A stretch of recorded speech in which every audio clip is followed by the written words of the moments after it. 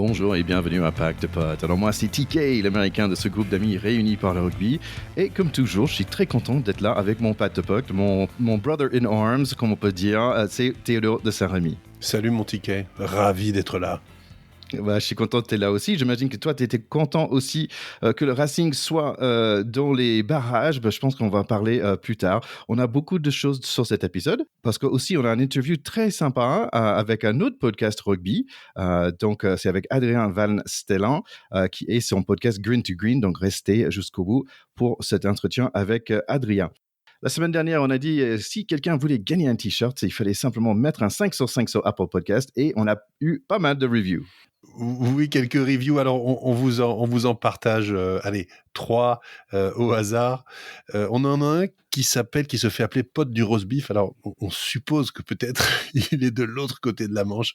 Quel podcast de ouf. Ça fait des années que je savais dans mes os que les deuxièmes lignes étaient des philosophes, des analystes, des connaisseurs du terrain de rugby et finalement, j'en ai la preuve avec ce podcast trop banane. J'ai hâte de l'écouter chaque semaine, non seulement pour pratiquer mon français, mais pour me sentir encore dans la grande mêlée de ce sport éternel qui est le rugby. Merci les gars, signé Nigel, votre pote so british de l'autre côté du channel. Donc merci Nigel, pardon.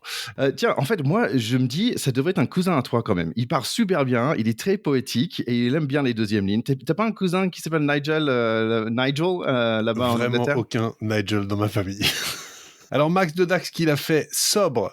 Max de Dax nous dit « Bonjour le pack de potes, bravo pour votre émission, c'est tout à fait sobre, mais c'est tout à fait suffisant également. » Super, merci. Max 2 Dax ou Max 2 Dax, tu penses? Et puis enfin, on a un certain Steph Beaumont qu'on connaît et c'est à chaque épisode un grand plaisir d'écouter les potes de Ticket, l'américain de service, parler et débattre rugby et de bien d'autres sujets. Un bon moment, comme si on parlait entre potes. Merci Steph pour ce commentaire. Oui, et Stéphane Beaumont, un grand copain de notre podcast aussi. C'est l'ambassadeur France de Movember pour tout ce qui est santé masculine et contre les cancers testiculaires. Merci beaucoup à Steph. Tu sais, ce podcast, j'adore le faire, mon cher Théo. Ça me donne l'opportunité de te voir, de te parler, mais aussi de faire des nouveaux copains. Et Steph est vraiment devenu un nouveau copain pour moi. Je vais le voir à Paris cette semaine. Et n'oubliez pas, les garçons, qu'ils ont gagné leur t-shirt et nous ont envoyé un petit message avec votre adresse sur packdepotes@gmail.com. Allez, on passe tout de suite au rugby. On va parler rugby sevens pour démarrer. Là, il y avait le Sevens à Madrid. Donc, Antoine Dupont, il a fait vraiment l'impossible. Après sa victoire, il y a 2 semaines pour la Coupe d'Europe en Angleterre, hop, il saute dans le train, le bus, l'avion, et il va à Madrid pour faire le dernier Sevens tournoi où la France était très, très fort, les femmes comme les hommes, tous les deux en finale. Pour les hommes contre les Argentins, ça a commencé avec un essai pour l'Argentine. Ils ont ouvert le score, mais un très joli repense par un essai d'équipe.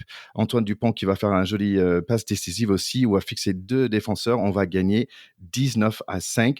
Pour les filles, un peu différent, ils ont fini deuxième, 26-7 contre les Australiennes, qui étaient très très fortes. On finit quand même avec la médaille d'argent. Oui, c'est vrai qu'Antoine Dupont ne cesse de nous surprendre et de nous étonner. On a du mal à trouver les superlatifs adaptés à ce garçon. Et je pense qu'en termes de superlatifs, le raffut qu'il a mis en finale à un joueur qui venait sur lui, où il ralentit un peu, il va vers lui et il l'éjecte, mais on dirait carrément du Marvel, quoi. L'autre, il vole et ensuite, il va tranquillement marquer en faisant parler sa pointe de vitesse. C'est exceptionnel et ça fait rêver parce qu'on se dit que dans ces conditions, le titre olympique est à portée de main à Paris. Donc franchement, ça va être un grand moment et je ne sais pas comment vont se passer les Jeux olympiques pour les équipes de France au sens large, mais je la sens bien pour l'équipe de France de rugby à 7 et ça, pour nous, ce sera quand même très, très sympa à suivre. Ouais, c'était vraiment super. En fait, c'est incroyable parce qu'avant, en fait, on disait que le Sevens, ça nourrissait le 15, on va dire, avec surtout les All Blacks. Il y avait John Lamou, Victor Vito, Joe Rokoko aussi. Ils sont tous des joueurs qui sont venus du Sevens pour alimenter les 15. Et maintenant, c'est dans l'autre sens.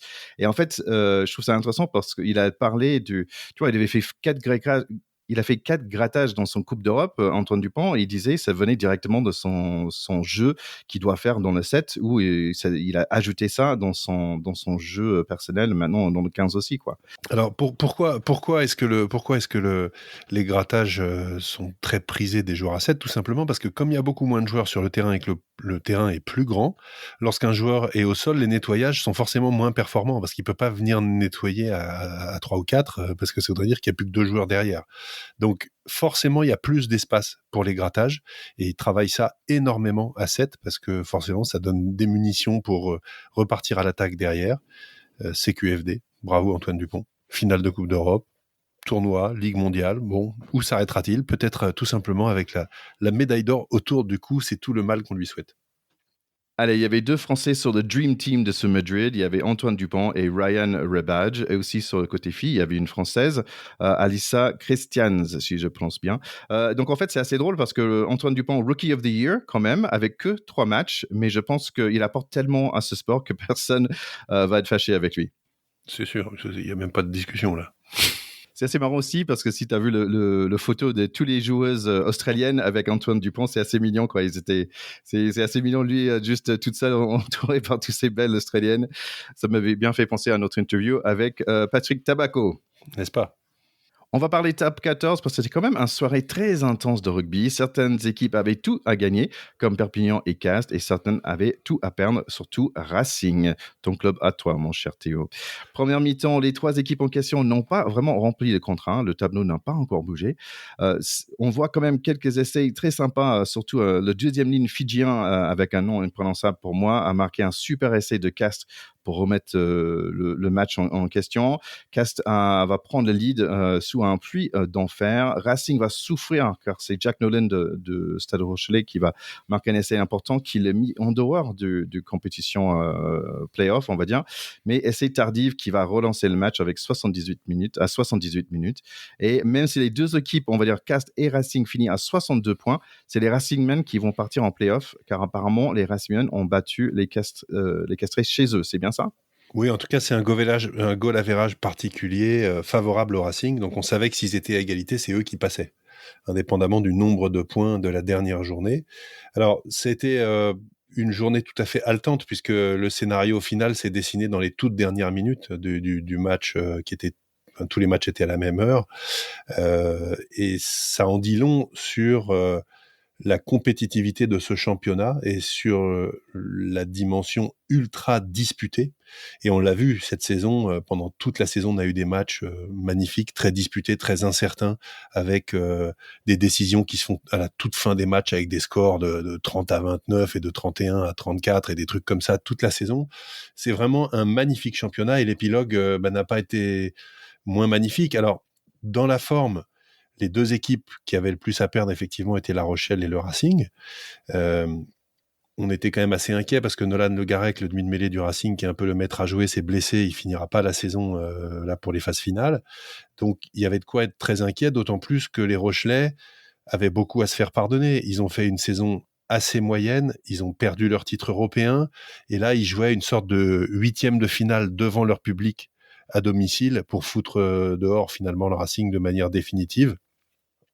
Et on pouvait craindre que cette équipe de La Rochelle ne passe le Racing à la lessiveuse avec un score à 30 et 40 comme ils ont fait beaucoup les saisons précédentes. Ça n'a pas été le cas. Je pense que tout l'honneur en revient malgré tout aux joueurs du Racing qui n'ont pas lâché l'affaire et qui ont réussi à aller chercher un point de bonus. Et c'est bien ce point de bonus qui annule la victoire à l'extérieur de Castres, victoire pour eux dantesque sous une pluie battante à Bayonne où ils étaient sous un déluge d'eau, effectivement avec un bel essai de Nakarawa au début du match. Nakarawa, ancien joueur du Racing, qui aurait pu être le bourreau du Racing sur ce match-là. Et je pense que pour les Castrais, c'est quand même une défaite très amère parce qu'ils avaient rempli le contrat, ils avaient fait le job. Mais finalement, dans ces matchs et ces championnats où le classement décide de play-off, l'enjeu et le jeu, c'est toujours d'avoir son destin entre ses mains. Et finalement, le Racing l'avait, puisqu'en gagnant ou en mettant un point de bonus, il s'assurait d'être qualifié. Et en revanche, Castres ne l'avait pas, puisqu'il pouvait gagner et passer derrière quand même. Donc, ils n'avaient pas leur destin entre les mains. Et ça, ça a tourné comme ça. En haut du classement, peu d'enjeux pour Toulouse, qui reste premier. De l'enjeu, en revanche, pour le Stade français, qui reste deuxième et accède aux demi-finales directement en battant Toulon. Mais ils se sont fait peur. Ils ont failli se faire passer devant. Et puis, les deux autres équipes, Bordeaux, qui recevra le Racing par conséquent, et du coup Toulon qui recevra La Rochelle. Voilà, complète le tableau des 6. Ça reste un mini championnat qui s'ouvre. On sait que ce championnat est souvent critiqué parce que c'est finalement pas le premier de la saison régulière qui est toujours champion. Et le Racing, qui a été très moribond dans cette deuxième partie de championnat, peut techniquement être champion. Il faut pour ça aller gagner à Bordeaux, ce qui sera pas facile, puis gagner une demi-finale, puis gagner la finale. Mais c'est ça qui est sympa, c'est qu'on remet tous les compteurs à zéro. On se dit, t'as gagné le droit d'être dans les 6, tu peux être champion. Moi, j'aime bien ça. Sportivement, c'est contestable. Par contre, sur le plan de la dramatique, c'est fantastique parce que ça remet tout le monde à égalité. Yeah, it's the money time. Ouais, et c'est marrant parce qu'il y avait un match qui était super agréable à regarder. Il y avait 9 essais dans le match Pau-Perpignan. 36 quand même à 24 pour Pau. Il y avait qu'un dernier essai du grand Whitelock que j'ai trouvé ça excellent pour finir la saison. Et sa carrière, parce qu'il raccroche les crampons. Et c'est un essai qui est génial parce qu'on le voit faire un petit pas de côté à la 80e pour échapper, aller créer le surnombre sur le côté, puis allonger ses grands 2,04 m et mettre le ballon derrière la ligne. C'est effectivement là un petit clin d'œil des dieux du rugby qui disent écoute Sam, vraiment pour l'ensemble de ton œuvre, on va te faire marquer ce petit essai, tu t'en souviendras toute ta vie et c'est bien mérité. Ouais, quel joueur extraordinaire, quel combattant, c'est vraiment, vraiment génial. Quand même pour Bordeaux, mauvaise nouvelle, c'est Jalibert est blessé très tard dans le match. Sinon, si vous avez vu l'essai du pilier géorgien, je pense qu'il est géorgien vu son style capillaire et l'effet que son nom finit en I. Il y avait quand même un essai magique de ce pilier. On veut quand même être votre podcast rugby et ça veut dire tous les rugby aussi. Est-ce que tu peux nous parler rapidement du Pro D2, mon cher Théo ? Je pense que si on aime le rugby, il faut parler Pro D2. On a vécu une finale Vannes-Grenoble de Pro D2 absolument tendue. Voilà, c'est-à-dire qu'à défaut d'être magnifique parce qu'il y a eu un seul essai, elle était incroyablement intense. Il faut dire que Grenoble avait fait une saison magnifique en Pro D2 en frôlant la relégation en début de championnat où ils étaient au 36e dessous. Ils ont réussi à se sortir finalement vers les playoffs et à se retrouver en finale, ce qui était une très grande performance.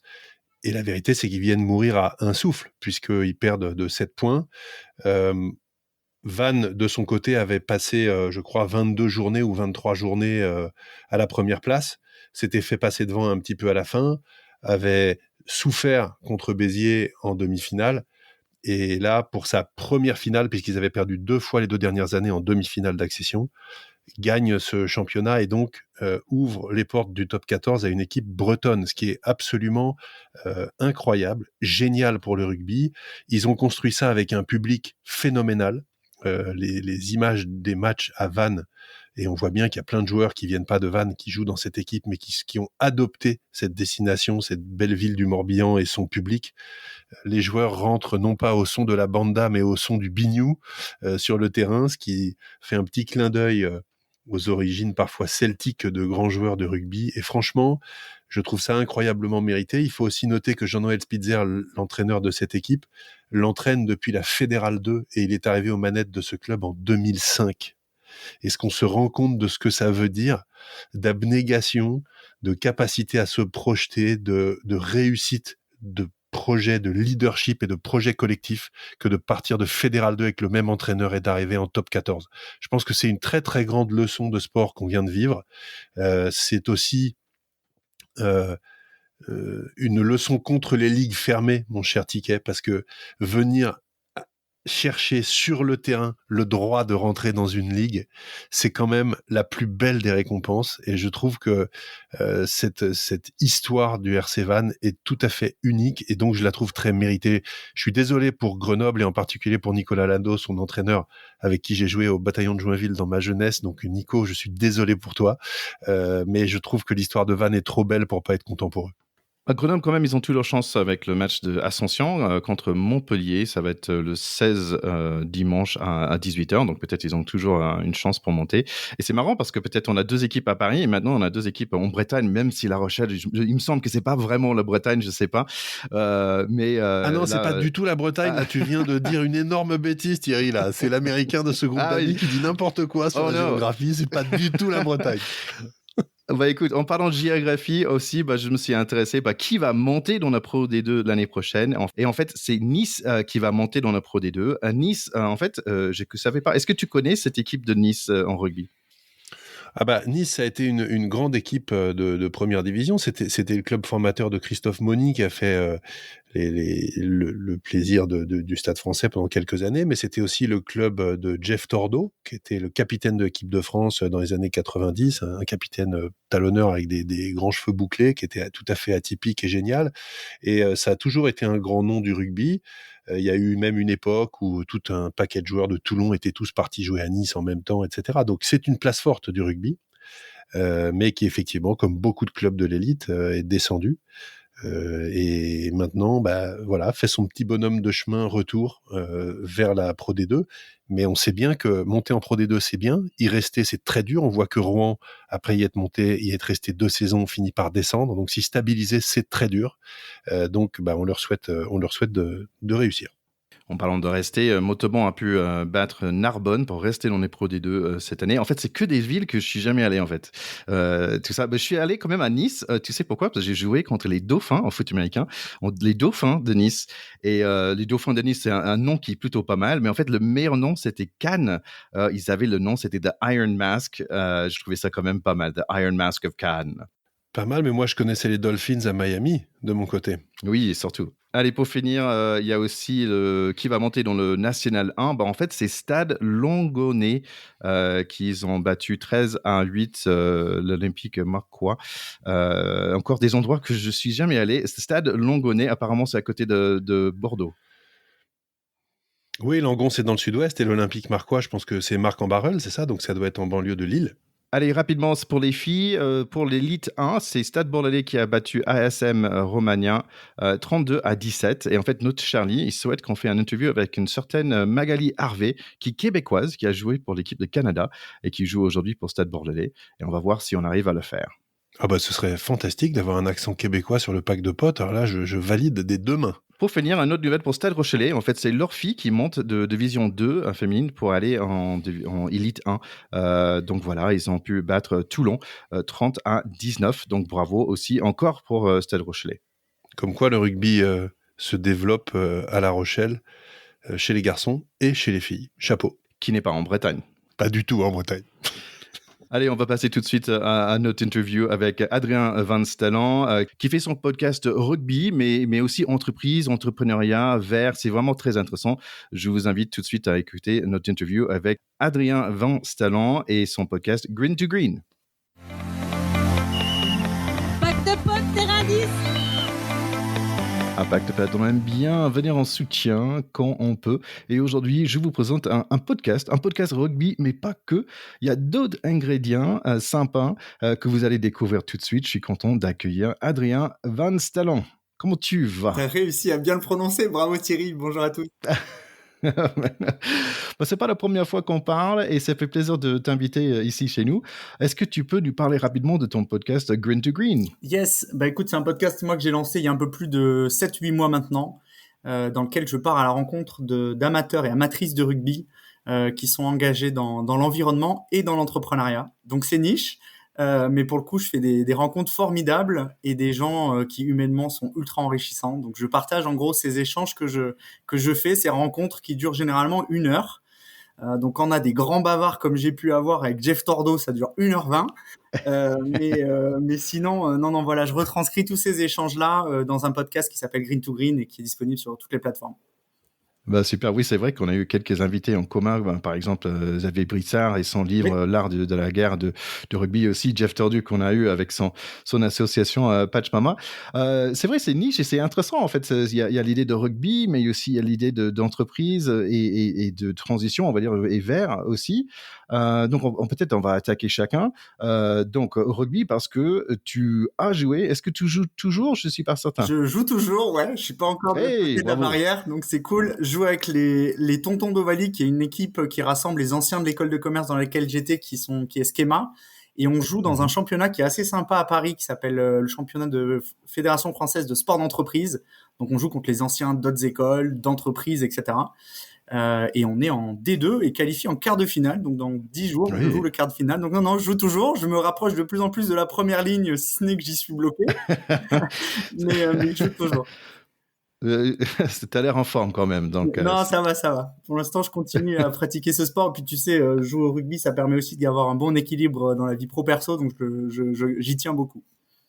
ouais, bah écoute, on passe un peu au côté pro alors, parce qu'il y a le côté startup aussi. Donc toi, t'as un main dans le monde de startup. Ouais, sur le sujet des startups, c'est intéressant parce que moi, j'ai eu plusieurs casquettes là-dedans. J'ai à la fois été, tu vois, dans des fonds d'investissement, dans des incubateurs, donc souvent au soutien des entrepreneurs. Et là, il y a quelques mois, j'ai pris la direction de l'incubateur de Schema dans lequel je suis, donc qui s'appelle le Schema Entrepreneur. Donc, on accompagne des personnes qui lancent leur boîte. Et en fait, je me rends compte, tu vois, en échangeant avec beaucoup d'entrepreneurs, qu'il y a des valeurs qui sont communes entre, tu vois, l'entrepreneur qui lance sa boîte, qui prend le risque, qui est résilient, qui s'entoure, qui échange beaucoup, tu vois, avec de nouvelles personnes, etc. Avec ce que je trouvais sur les terrains de rugby et dans le monde de l'Ovalie. Et en fait, c'est ces parallèles-là que je trouve intéressants, que j'ai envie de creuser, que je fais à travers le podcast et que j'ai envie de retranscrire dans un second temps dans un livre. Et donc, je t'ai pas encore dit pourquoi je faisais le podcast, mais le podcast, c'est une étape vers l'écriture d'un livre dans lequel je veux mettre par écrit et poser tout ça sur une feuille sur quels sont les parallèles qu'il y a entre le monde du rugby et celui de l'entreprise. Et donc, en fait, je vais récolter tout un tas de témoignages. Et en fait, je voulais pas garder, tu vois, que les deux, trois lignes que je mettrai dans le livre, mais je voulais vraiment retranscrire la totalité des échanges que j'ai avec chacun des invités que je reçois.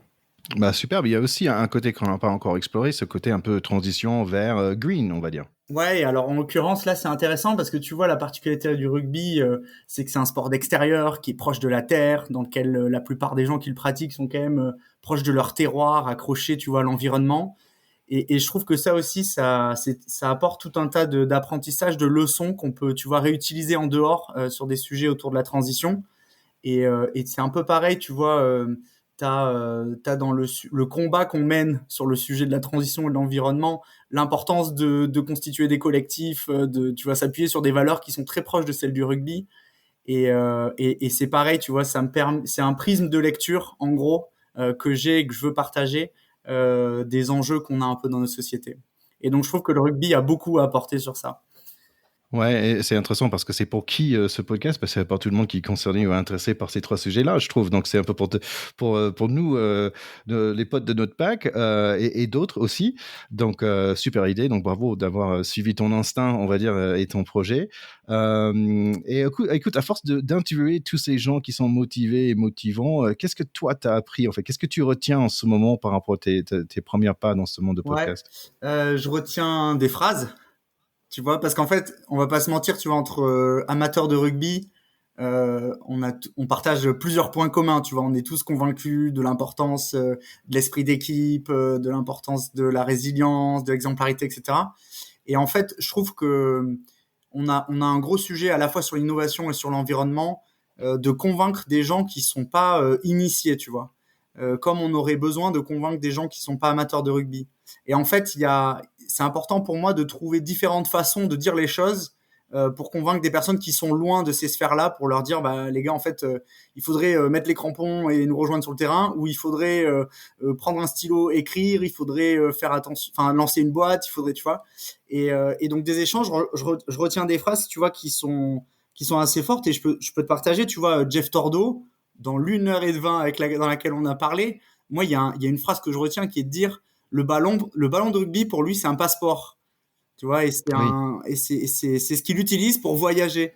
Après, j'ai interviewé Laura Di Muzio hier après-midi, tu vois, qui est une ancienne joueuse internationale de l'équipe de France de rugby féminine. Tu vois, elle dit la vie c'est un match de rugby, quoi. Et là, elle est sur la fin de sa carrière, elle a dit mais en fait ça s'arrête jamais, quoi. T'as l'impression qu'en dehors des terrains, tu retrouveras pas certaines choses, etc. Mais en fait, c'est la continuité de tout ça. Et pareil, tu vois, j'ai rencontré Germain Gourenton, qui est un chef d'entreprise d'une boîte de plus de 300 personnes à Lyon, qui disait, il disait, la camaraderie offre des opportunités, tu vois, des possibles qu'on mesure pas, quoi. On est prêt à faire des choses incroyables sur le terrain avec ses meilleurs potes, mais en fait, tu peux faire la même chose en dehors sur des sujets, tu vois, ultra sympas, comme peut être l'innovation, l'environnement. Et donc, il y a plein de clés de lecture comme ça, tu vois, de petits insights que je reprends et que je partage, tu vois. Donc, jusqu'à présent, moi, là où je le partage, c'est essentiellement sur LinkedIn, parce que c'est là aussi où je vise, c'est la population que je vise, tu vois, des personnes qui sont dans des entreprises, employés, qui ont aussi le pouvoir de faire changer les choses. Et essentiellement, les gens que j'interviewe sont des personnes qui sont soit des entrepreneurs, soit des investisseurs, soit des mentors, soit des décideurs, tu vois, ou des gens dans des associations. Donc, tu vois, c'est assez large, mais à chaque fois, tu vois, on commence toujours par la passion qu'on a en commun du rugby, et puis après, comment on l'utilise en dehors, dans les combats qu'on mène en dehors. Oui, c'est intéressant ce que tu avais dit par rapport au Jeff Tordu a dit en tête par rapport à ce passeport, parce que pour moi le rugby mais aussi le podcast, c'est un passeport qui m'a permis de rencontrer des gens super intéressants, et c'est comme tiens, j'ai un podcast, tiens, je vais l'appeler pour interviewer, donc voilà. Et c'est vraiment intéressant. Donc écoute, si tu nous donnes plein de bonnes raisons d'écouter, il y a une vingtaine d'épisodes aujourd'hui, il y en a un qui est dans ma liste d'attente, c'est sur des fish burgers là, parce que nous à la maison on a tous les 2 semaines on mange des fish burgers, hein, franchement c'est trop bon, c'est moins lourd on va dire qu'un burger, et ça fait du bien pour tout le monde. Plus ma fille elle mange pas de viande, donc ça passe très bien.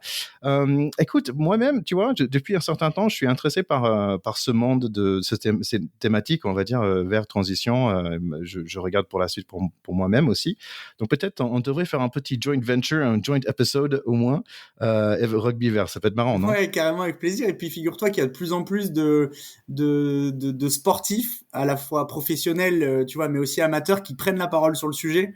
Donc moi, avec plaisir pour en parler avec eux autour de la table, avec toi, et puis voir comment le monde du rugby peut aussi endosser, tu vois, un rôle au-delà d'être le rôle un peu historique sur la partie sociétale qui joue beaucoup.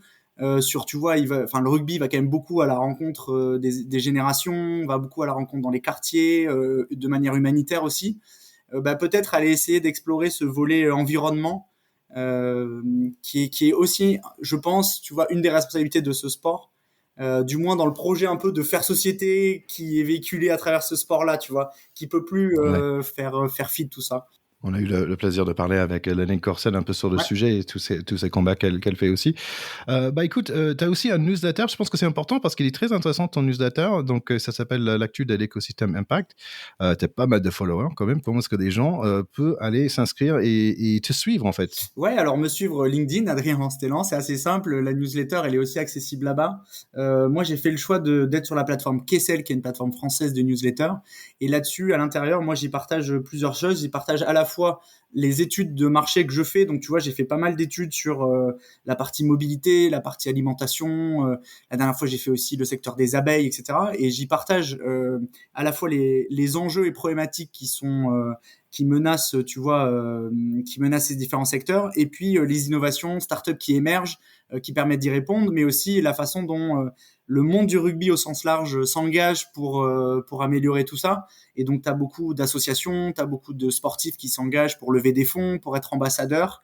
Et donc, je fais un mélange un peu de ces 3 dimensions-là pour essayer de faire comprendre qu'il y a des choses à faire, il y a des choses qui existent. Donc, c'est plutôt une partie optimiste de l'approche, quoi. Ouais, c'est bien parce qu'il en faut aussi. Écoute, ça fait vraiment plaisir de te parler, Adrien. Donc, le podcast, c'est Green to Green, à trouver là où vous avez trouvé notre podcast Pack de Potes. À très bientôt, Adrien. À plus. Au revoir.